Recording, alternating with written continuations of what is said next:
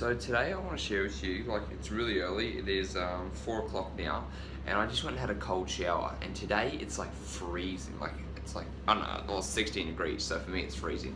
And I was like, I don't want to do it, and then I've been studying personality profiling a while ago, and you've got to figure out what motivates you, like what's going to get you to do what you want to do. You know, like, so there's 4 different types of people they talk about in this program that I've been doing. It's called the PACE. So it's practical, action, social, and emotional. Now, I'm not going to go too much into it, but like practical, someone who's better with numbers; action, someone who's just a doer; social, someone who loves to talk a lot; and emotional is someone who's really empathetic, right? And so for me, my main is an action. And so this morning when I was like, I really don't want to go for this cold shower, I'm not feeling it, I'm cold, I started telling myself, I'm like, come on Tyson, you can do this, like, you're an action taker, right? Like, I started pumping myself up, and then doing that, I just went straight into the shower, and I just got out then. And I just put myself through the pain, like I just put myself through the cold shower, and I always love having the cold shower. It's just that first initial like spark of freezingness. And so you've got to figure out like what's going to get you fired up, what's going to make you take action towards stuff. Maybe for you, like if you're if you're a practical person and you think of numbers and things like that, you think about the long-term benefits or what the ROI is of doing this certain thing, or you know what the outcome is. But for me, it's just like, if you're like, Tyson, we're gonna go out and we're gonna go and do this, we're gonna go and smash it, I'm like, yeah, let's go and do it, like let's absolutely go. I'm someone who wants to take action right now. And so it's just a really interesting thing, like whenever you're feeling down or whenever you're feeling unmotivated, using those times of when you're feeling that like unmotivation, and then using those words for yourself to actually get yourself wanting to go to the gym or go and do something, like that's really, really powerful when you start to understand how you can use it. So what I would actually look up, if you guys do want to learn more about this, is just look up personality profiling, like ENTJ, things like that, because that way you're going to start learning more about yourself and other people too. So that's just my 4 o'clock morning thoughts. Gonna go and do some stretching, and we'll go from there. Actually, you know what? While I've got you guys, let's go and have a look at what my weight is at the moment. Grab my stuff first of all, nice and early in the morning. I love early mornings, that's the one thing I love, and that's why I'm a lion too. So another thing that I told you guys about is doing the power of when, and seeing what type of person you are. So let's just hold this camera for a second. I'm gonna cut out and then we'll go back to what I'm doing with the weight. I also woke up feeling a little bit tired this morning, and it's telling me that I should, like I do my heart rate variability, and it's telling me that I should take it light, but I've got a high intensity workout, so I'm not sure how I'm going to go with that yet. I haven't decided. Now I am wearing trackies and a pant and clothes today, but let's have a look. 77.8 kilos. Okay, so I am on that bulk. Now I'm telling you right now, I just saw that number. I haven't been that weight, 67.8. Haven't been that weight in a while, and I'm really, like, even just talking to you guys right now, my opinion's changed. I'm like, shit, it's too much weight. But at the end of the day, I got to do this. I want to get big, I want to get bulky, I want to gain muscle, and in order to gain muscle, you have to put on weight. It's not always going to be linear as I'd like it to be, but that's the end of the day. So that's my thoughts, guys. I will update you later on with whether I do the cardio or not, and speak to you soon. Actually, you know what? I'm feeling a little bit tired today. After I talked to you guys earlier, I went and did my heart rate variability, and it was telling me that I was on the parasympathetic nervous side, like I was too overstressed at the moment. I was like, oh shit. So, and it was trying to tell me to rest, but I was like, no, I don't want to rest. You know, it's supposed to be a high intensity training day. And so this is actually why I love having a coach, because I reached out to him and I was like, hey, what's your opinion on this today? Like, I'm feeling a little bit tired, but you know, I can use the coffee to wake me up, and should I go and push my high intensity workout? He's like, no, take it easy, just rest today. And that's what I love about having a coach, because you've got somebody else there to tell you like what to do. And it's the same thing for my clients. When my clients ask me the same questions, because I'm not looking at it from my emotional perspective, like from me, it helps me make a better decision when I can talk to them about it. When I'm like, hey, I'm struggling with this, they can just look at it and go, this is exactly what you need to do. Because we always get wrapped up in our head, and we're always like, oh, like, should I be doing this, should I not be? And then when you ask a friend or a family member, they help you see things that you can't see.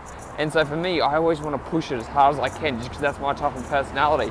But he's like, just take it easy. So today, I'm going to take it easy. I'm cutting out the caffeine today because I do not need it. So instead of Sunday being my detox day, it's going to be today. And I'm just going to adapt to it. And now I've got to change up my program a little bit for the rest of the week. But hey, you've got to do what you've got to do in order to get the results you want. So you've got to think about that too, because I knew logically that I should take today off. I felt a little bit rough. I'm feeling sore today. I'm feeling tired, and I'm like, oh, but you know, if I have my coffee and I just push through, I'll be okay. But then when I just sorted out my coach and I was like, hey, Tony, like, what should I be doing? He's like, just take it off. Like, he's like, still do what you got to do. So I'm still going to be active. I'm still going to be walking around. When I say take the day off, it doesn't mean that you sit on your ass all day and you do nothing. You still do what you would normally do. You be active as possible. So I'm still going to try and get those like 15,000 steps today. I'm still going to walk and read on the treadmill. I'm going to do all that stuff. I'm just not going to do my high intensity work. That's the only thing that's going to change, nothing else. And also my food. I'm going to reduce the amount of food I eat today because I'm not going to be needing as many carbohydrates and things like that. And so it's really good for you guys to just even, whether you're struggling with any situation, reach out to other people who are professionals in that. So like, you know, business-wise, if you need someone to help you and say, what should I be doing? Ask someone who's successful in business. If you're trying to get something done at work, ask someone who's done it before. If you're trying to get health and fitness, sort out a health and fitness coach and get someone there to help you, because when you get stuck in your head all the time, you question yourself, you beat yourself up, and it's not emotionally healthy. We all need people who are going to help us achieve what we want. We're all going to have people who help us achieve what we want, and we can't achieve things by ourselves. No man is an island. We all have friends and family to help us. So, detox day, keeping it easy, not as many calories. Speak to you guys soon. So, since today, I haven't been exercising since I've had a high parasympathetic nervous system, and I've been eating less food, and I actually have been whole day caffeine free, which is good.